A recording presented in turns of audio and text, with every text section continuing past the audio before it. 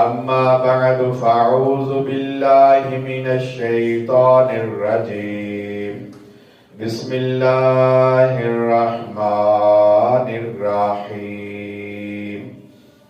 لقد كان لكم في رسول الله أسوة حسنة رب اشرح لي صدري ويسر لي أمري واحلل عقدة من لساني يفقهوا قولي رب زدني علما۔ ہر قسم کی حمد و ثنا، تحمید، تعریف، توصیف، تمجید، بزرگی، جاہ و جلال، کبریائی، شہنشاہیت اللہ احسن الخالقین احکم الحاکمین کی وحدہ لا شریک غفور الرحیم ذات کے لیے، جو اکیلا، یکتا اور تنہا اس ساری کائنات کو تخلیق کرنے والا، نظام کو چلانے والا اور مخلوقات کو اپنے خزانوں سے نوازنے والا ہے۔ اس کی ذات میں، صفات میں، عبادت میں نہ کوئی شریک تھا اور نہ ہو سکتا ہے۔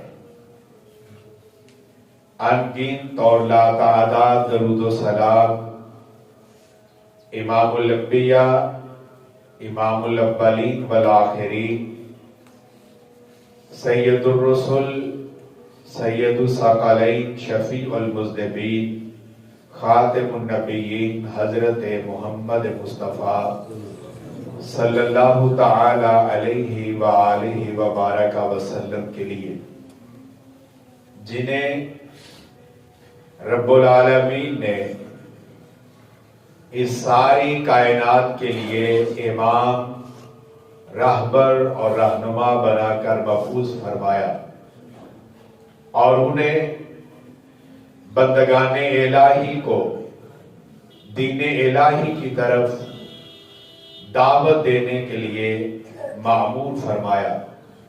حضرت رسول اللہ صلی اللہ علیہ وسلم نے اپنی حیات نبوت میں دن رات، سردی اور گرمی، انتھک محنت اور جد و جہد کرتے ہوئے مشکلات، تکالیف، رکاوٹوں اور پریشانیوں کو پرواہ میں نہ لاتے ہوئے دین اسلام کی دعوت کا جھنڈا اٹھایا اور لوگوں کو صراط مستقیم کی طرف آنے کی دعوت دی۔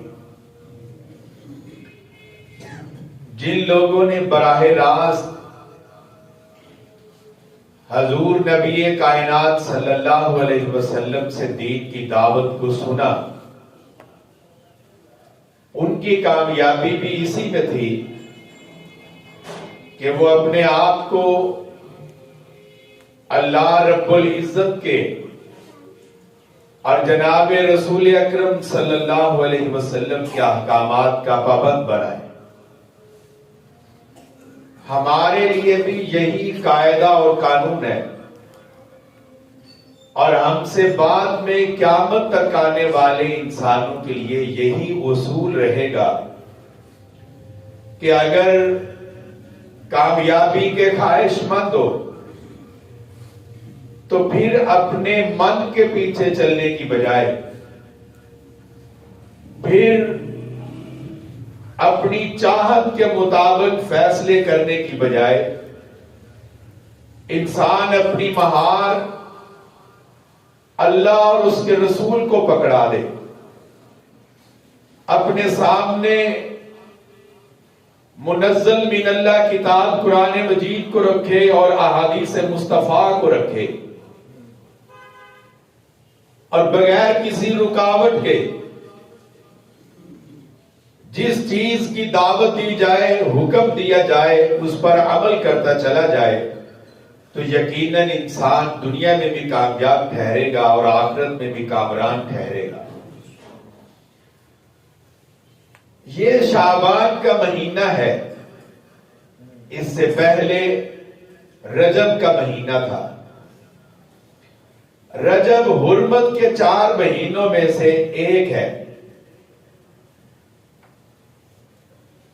عرب کے لوگ اسلام کے پیغام سے پہلے بھی رجب کے مہینے کا بہت احترام کرتے، اور حرمت کے مہینے کی وجہ سے اس میں لڑائی جھگڑے، دنگا فساد، قتل و غارت، کافروں کو لوٹنا، یہ سب سلسلے بند کر دیتے تھے۔ اور جب یہ مہینہ مکمل ہوتا تو اس کے ساتھ ہی وہ گھروں سے نکل پڑتے، لڑائی جھگڑا پھر شروع ہو جاتا، لوٹ مار کا سلسلہ جو رکا ہوا تھا پھر شروع ہو جاتا۔ اس وجہ سے اس مہینے کا نام شعبان پڑ گیا کہ اس کا لفظی معنی ہے بکھر جانا، منتشر ہو جانا، جدا ہو جانا، گھروں سے نکل جانا۔ وہ اپنے کام کاج اور اپنی دشمنیوں کو نبھانے کے لیے باہر نکلتے، اس وجہ سے اس مہینے کا یہ نام پڑ گیا۔ ہمارے لیے اس مہینے کے حوالے سے کیا حکم ہے؟ کیا رب العزت نے اور ان کے حبیب حضرت محمد مصطفیٰ صلی اللہ علیہ وسلم نے اس مہینے کی نسبت سے بطور خاص کوئی عمل کرنے کا حکم دیا ہے یا نہیں دیا؟ اس کو جاننا اس لیے ضروری ہے۔ امت مسلمہ کا کوئی فرد ایسا نہیں ہے، وہ کسی بھی مذہب اور مسلک سے تعلق رکھنے والا ہو، جو اس بات کو تسلیم نہ کرتا ہو کہ میں اللہ اور اس کے رسول کی تابعداری کو ہی اپنے لیے سب سے اول اور سب سے بڑی ترجیح سمجھتا ہوں۔ جب دعویٰ یہ ہے تو پھر جاننا چاہیے کہ کیا اس مہینے میں کوئی خاص عمل ہمارے کرنے کے لیے ہے یا نہیں ہے، اور پھر جو ہم بطور خاص کام کرتے ہیں ان کی کیا حیثیت ہے، تاکہ انسان صحیح اور غلط کو پہچان کر اپنی اصلاح کر سکے اور وہ عمل کرے جن اعمال کو بجا لانے کے اوپر وحدہ لا شریک رب کریم کی طرف سے ہمیں اجر، ثواب، انعام اور رضا مل سکے۔ اور اگر ہم کسی ایسے عمل کے اوپر اپنے آپ کو لگائے رکھیں جو دین اسلام کی تعلیمات کے مطابق نہ ہو تو پھر اجر اور ثواب کی امید رکھنے کے باوجود بھی ثواب نہیں مل سکتا، اس لیے کہ وہ حکم الہی نہیں ہے، وہ حکم رسول نہیں ہے، وہ سنت رسول نہیں ہے۔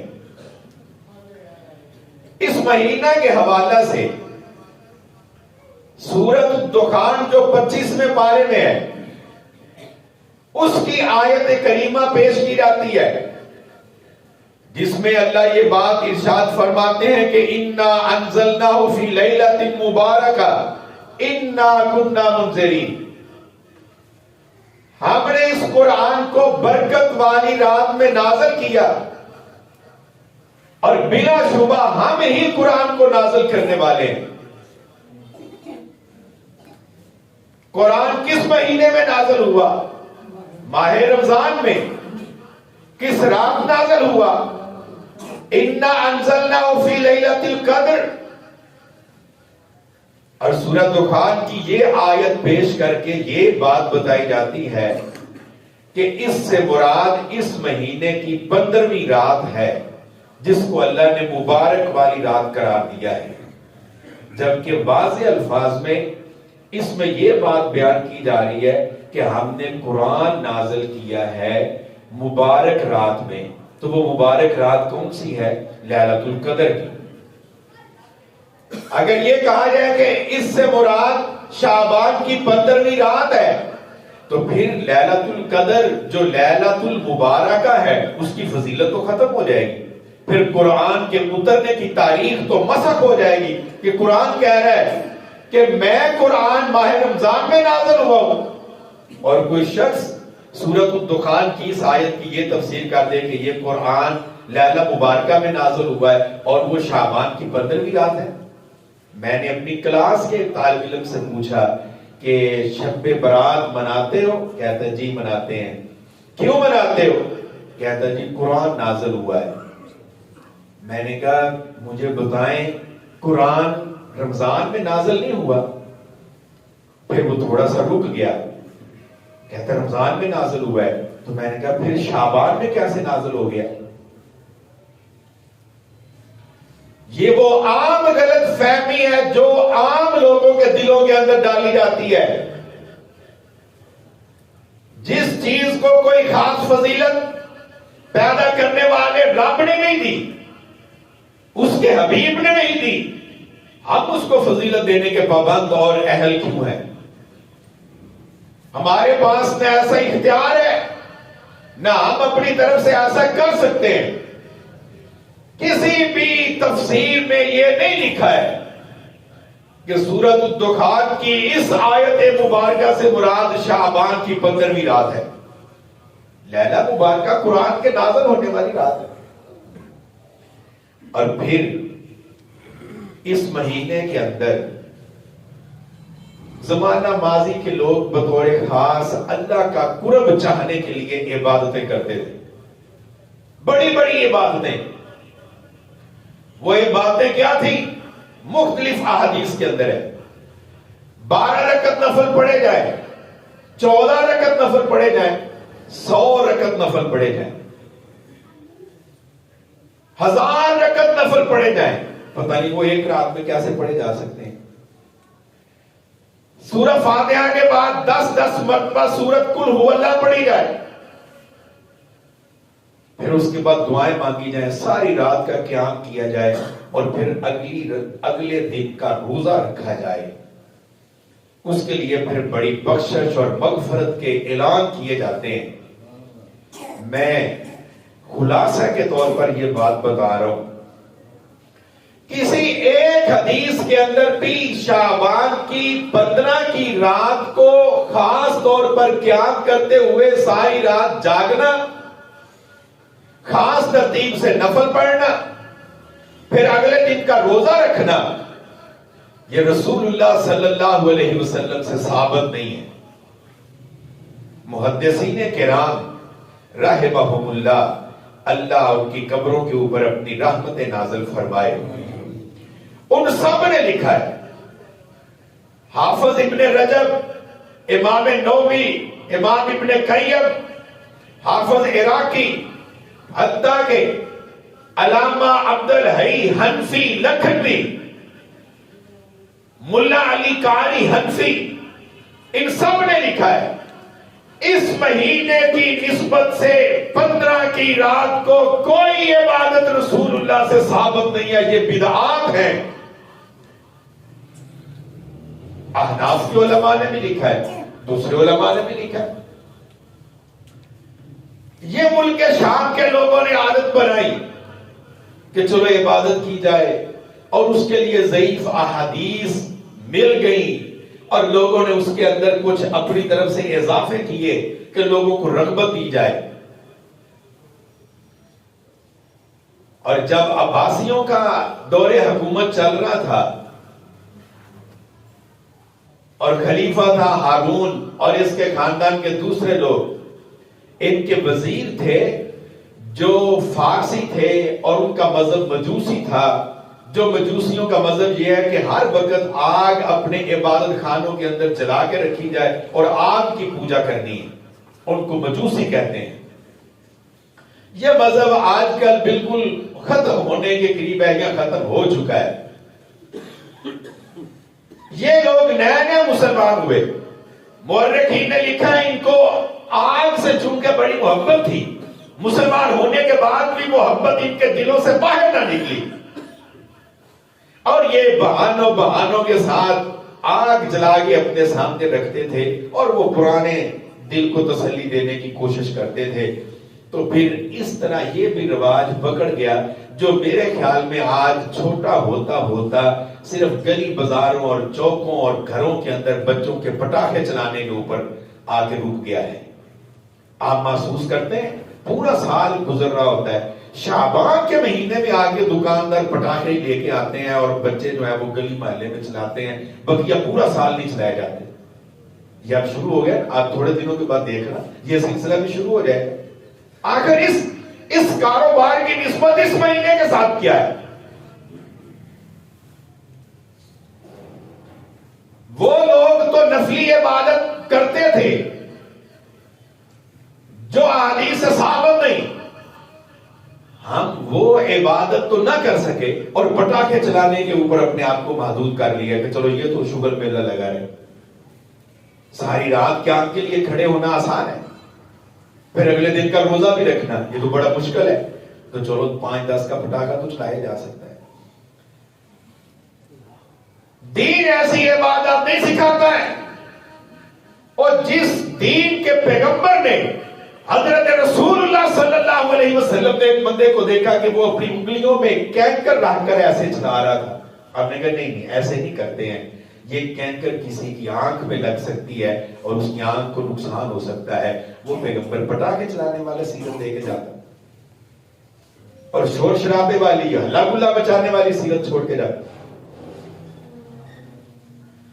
حضرت اسامہ بن زید رضی اللہ تعالی عنہما ان سے ایک روایت ہے،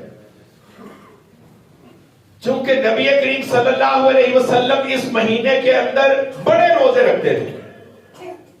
حضرت عائشہ رضی اللہ تعالی عنہا سے بھی یہ روایت ہے، حضرت ام سلمہ رضی اللہ تعالی عنہا ان سے بھی یہ روایت ہے کہ رمضان کے مہینے کے علاوہ سب سے زیادہ روزے ہم نے رسول اللہ کو اس مہینے کے اندر رکھتے ہوئے دیکھا ہے. یہ کام کرنے کا ہے. جو چیز رسول اللہ کی شریعت سے ثابت ہے ہم وہ بیان کر رہے ہیں. جس کا دل چاہتا ہے کہ اجر اور ثواب حاصل کرے وہ حضرت نبی کریم صلی اللہ علیہ وسلم کے اسوہ اور سنت کے اوپر اپنے آپ کو چلائے. لَقَدْ كَانَ لَكُمْ فِي رَسُولِ اللَّهِ أُسْوَةٌ حَسَنَةٌ. اس کائنات میں کوئی اور شخصیت ایسی نہیں ہے جس کے پیچھے اپنے آپ کو چلانے کا تمہیں پابند کیا گیا ہو. یہ شرف، یہ بزرگی، یہ منصب، یہ مرتبہ اللہ نے صرف اپنے حبیب کو دیا ہے. اور آپ کی زوجہ ہماری مائیں یہ بیان کر رہی کہ رمضان کے علاوہ سب سے زیادہ روزے اس مہینے کے اندر رکھے ہیں پہلے 15 دنوں میں. جس کا دل چاہتا ہے وہ روزے رکھے جتنی اس کے جسم میں طاقت اور گنجائش موجود ہے، کون اس کو منع کر رہا ہے. لیکن آخری دنوں میں روزے نہیں رکھنے ہیں. آخری دنوں میں اس لیے نہیں رکھنے کہ آگے ماہ رمضان شروع ہو رہا ہے تو تھوڑی جسم کی طاقت انسان کی بحال ہونی چاہیے تاکہ وہ اس اللہ کے عائد کیے ہوئے فرض کو ادا کر سکے. حضرت اسامہ رضی اللہ تعالی عنہ کہتے ہیں، یہ سنن ترمذی کی روایت ہے کہ میں نے نبی کریم صلی اللہ علیہ وسلم سے پوچھا اس مہینے میں آپ اتنے روزے کیوں رکھتے ہیں، کیوں اہتمام کرتے ہیں؟ تو کہا کہ ذالک شہر یغفل الناس عنہ بین رجب و شعبان. یہ وہ مہینہ ہے جس میں عام لوگ غافل رہتے ہیں اور اس کے بعد ماہ رمضان آ رہا ہے. لوگ اس کی بھرپور تیاری جس طرح ایمان والوں کو کرنی چاہیے نہیں کرتے. میں اس لیے روزے رکھتا ہوں تاکہ غفلت دور ہو اور مجھے پتا ہو کہ میں نے ماہ رمضان میں روزہ رکھنا ہے، بھوک اور پیاس اور موسم کی شدت کو برداشت کرنا ہے. اس نیت سے آپ روزے رکھیں کہ اللہ اس کے بعد ماہ رمضان آ رہا ہے، مجھے صحت والی زندگی عطا کر اور یہ توفیق دے کہ میں اس مہینے کے فریضے کو ادا کر سکوں. پھر انسان روزے رکھے، اجر اور ثواب ہی ثواب ہے. ہم کون سے منع کر رہے؟ پھر شعبان کی 15 کی رات کو کافی رات لوگ عبادت کرنے کے بعد پھر ایک اجتماع اور گروپ کی شکل میں مسجد سے باہر نکلتے ہیں اور قریبی قبرستان میں جاتے ہیں اور وہاں جا کر دعا کرتے ہیں کہ ایسا کرنا چاہیے. رسول اللہ صلی اللہ علیہ وسلم سے یہ بات ثابت ہے کہ قبروں کی زیارت کیا کرو تاکہ تمہیں تمہاری موت یاد رہے کہ ہم نے بھی اس دنیا سے مرنا ہے اور پھر قبروں کے اندر چلے آنا ہے. قبروں کی زیارت کرنی چاہیے.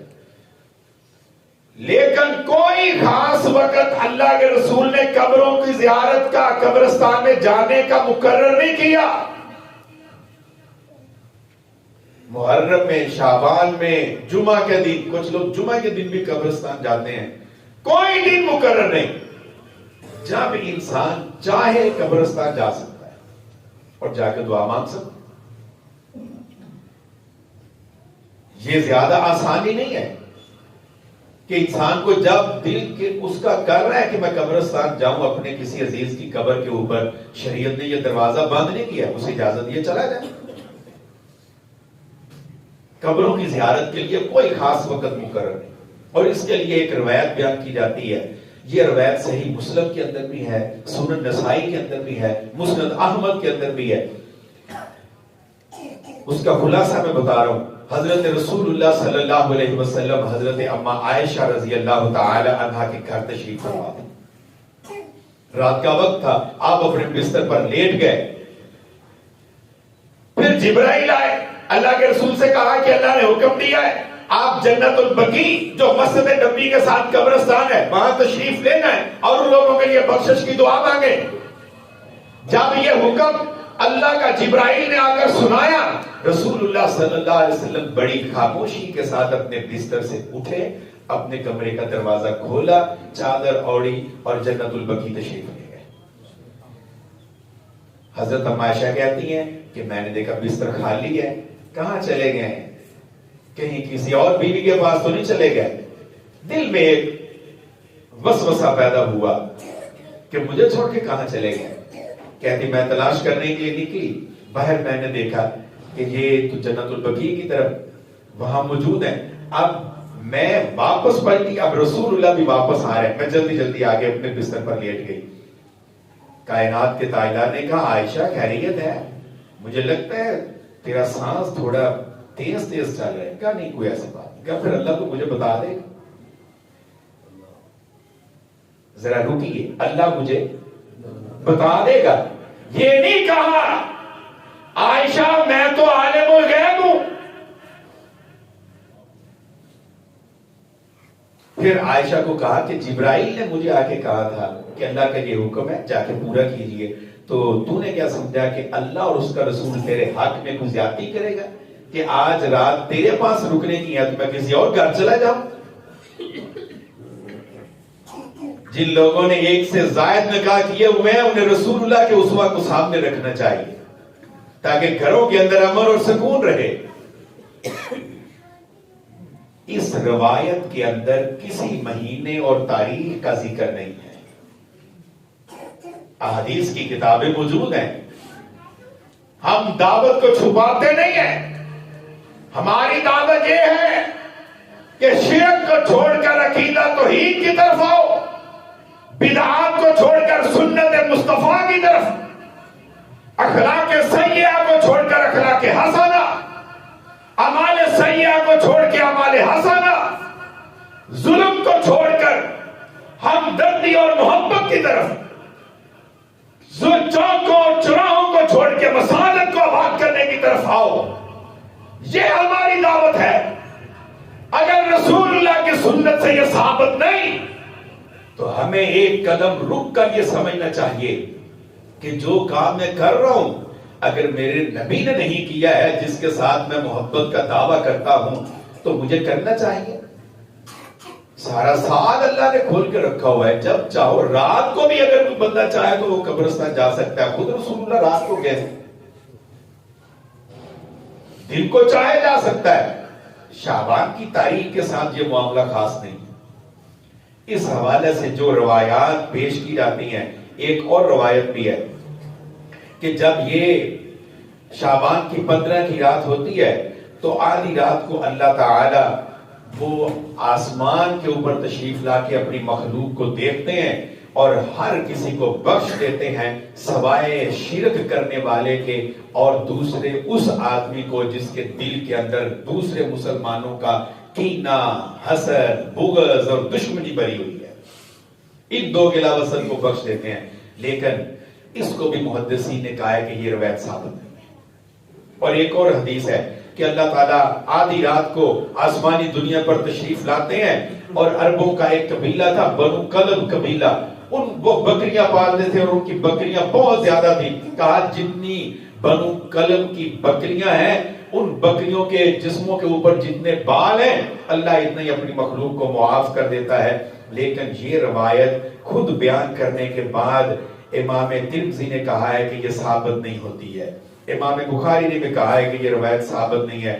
ہمارے موجودہ قریب زمانہ ماضی قریب کے جو محدث تھے علامہ البانی رحمہ اللہ، انہوں نے بھی کہا کہ یہ روایت ثابت ضعیف روایت ہے۔ تو کیا رسول اللہ کی سنت پر عمل کرنے کے لیے ضعیف روایات کا سہارا لیا جائے، یا صحیح بنیادوں کے اوپر کھڑے ہو کر جنت کی طرف کا سفر کیا جائے؟ اس کے مقابلے میں صحیح حدیث کیا ہے کہ رب تعالی ہر رات کو، شعبان کی 15 خاص نہیں، ہر رات کو عمل کرنے والوں کے لیے یہ دعوت ہے، اور مجبور پریشان لوگوں کے لیے یہ دعوت ہے۔ ضعیف حدیث کے اوپر بنیادیں رکھ کر عمل کرنے والوں کے لیے یہ دعوت فکر ہے۔ رب تعالی ہر رات کو، آدھی رات کا وقت گزرنے کے بعد آسمانی دنیا پہ تشریف لاتے ہیں، اور آ کر اپنی مخلوق میں اعلان کرتا ہے کہ کوئی رزق مانگنے والا ہے، کوئی بخشش مانگنے والا ہے، کوئی لباس مانگنے والا ہے، تو میں تیرا رب موجود ہوں، مجھ سے سوال کر۔ یہ تو ہر رات اللہ کی طرف سے اعلان کیا جاتا ہے، ہر رات منادی دی جاتی ہے، اور کبھی اس دنیا کی چکا چوند روشنیوں سے باہر نکل کر، اپنے دل کے کانوں کو کھول کر، اپنی روحانیت کو تازہ کر کے، اپنے ایمان کے کانوں سے اپنے پروردگار کی دعوت کو سننے کی کوشش تو کر، تجھے ذرے ذرے سے یہ آواز آئے گی کہ تیرا رب اتنے رزق اور خزانوں کا مالک ہے، وہ تو تیرے اوپر لٹا رہا ہے، تو کہاں موجود ہے؟ وہ تو ہر وقت اپنے بندوں کی مغفرت کے لیے تیار ہے، اور رزق دے رہا ہے، اور ان کی ضرورتوں کو پورا کر رہا ہے۔ قل حسبی اللہ، تم بھی کہا کر قرآن کی دعوت پر عمل کرتے ہوئے، میرا اللہ میرے لیے کافی ہے، میرا اللہ میرے لیے کافی ہے۔ اور ایک روایت پیش کی جاتی ہے کہ یہ رات جب آتی ہے شعبان کی 15 کی، میں یہ باتیں اس لیے بتا رہا ہوں، یہاں پڑھے لکھا دور ہے، ہر شخص پڑھنا جانتا ہے، سمجھتا ہے، اور ذرائع اور اسباب تک رسائی ہے، تو ہمیں ان چیزوں کو دیکھنا چاہیے۔ ایک روایت پیش کی جاتی ہے کہ جب یہ رات آتی ہے تو لوگوں کے اعمال اللہ کی طرف پیش کیے جاتے ہیں، اور نبی کریم صلی اللہ علیہ وسلم سے پوچھا گیا آپ روزہ کیوں رکھتے ہیں سوموار اور جمعرات کا، ہر سوموار اور جمعرات کا؟ کہا اس لیے کہ رب کے حضور بندوں کے اعمال پیش کیے جاتے ہیں، اور میں محمد چاہتا ہوں کہ جب میرا عمل پیش کیا جائے تو میں روزے کی حالت ہے۔ یہ تو ہر سوموار اور جمعرات ہے، رکھا کرے روزہ، ہم اہل الحدیث منع نہیں کرتے۔ اور آخری بات یہ کہی جاتی ہے کہ بندے کے پورے سال کے فیصلے اس رات کو کر دیے جاتے ہیں، اس نے جو کچھ کرنا ہوتا ہے، جتنا رزق کھانا ہوتا ہے، اس نے بیمار رہنا ہے، تندرست رہنا ہے، زندہ رہنا ہے، مر جانا ہے، ساری مخلوق کے فیصلے شعبان کی 15 کی رات کو کیے جاتے ہیں۔ مجھے رسول اللہ صلی اللہ علیہ وسلم کی کسی حدیث سے یہ بات نہیں ملی ہے، ہمیں اسی چیز کی طرف آنا ہے جو نبی کریم صلی اللہ علیہ وسلم سے ثابت ہے۔ اللہ ہمیں عمل کی توفیق عطا فرمائے۔ وما علیہ الا البلاغ المبین۔